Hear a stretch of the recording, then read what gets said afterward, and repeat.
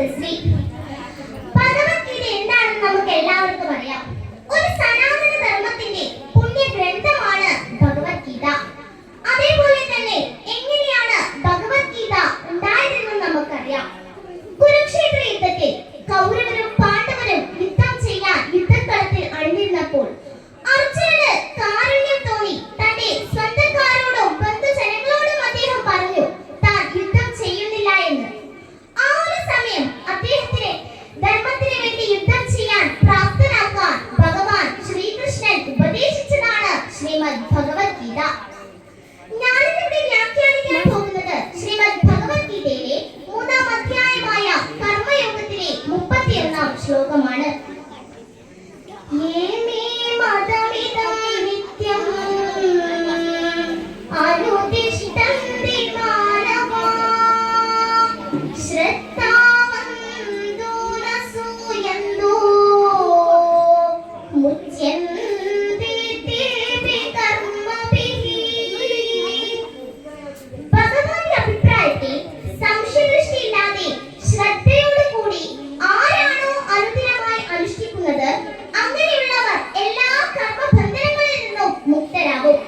ഇവിടെ ഭഗവാന്റെ അഭിപ്രായം എന്നത് ഭഗവത്ഗീത എന്ന് തന്നെ എടുക്കാം. ഭഗവതാ ഗായതി ഇതി ഭഗവത്ഗീത എന്നാണല്ലോ. അതായത് ഭഗവാനാൽ പാടപ്പെട്ടവൾ ഭഗവത്ഗീത. അതുകൊണ്ട് തന്നെയാണ് അനേകായിരം ഗ്രന്ഥങ്ങളിൽ വെച്ച് ഭഗവത്ഗീത അത്രയും മഹത്വപൂർണമായത്.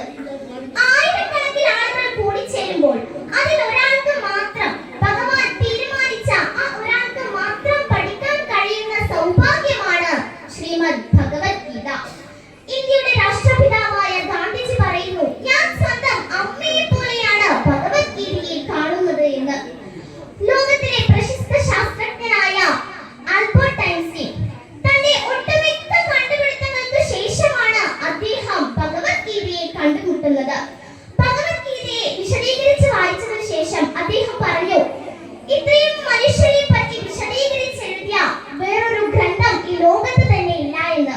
ഞാൻ എന്തുകൊണ്ട് ഇതിനെ മുമ്പ് കണ്ടില്ല എന്ന്. അത്രയും പ്രധാനപ്പെട്ട അത്രയും മഹത്വപൂർണമായ ഒരു വേദാന്ത ഗ്രന്ഥമാണ് ശ്രീമദ് ഭഗവത്ഗീത.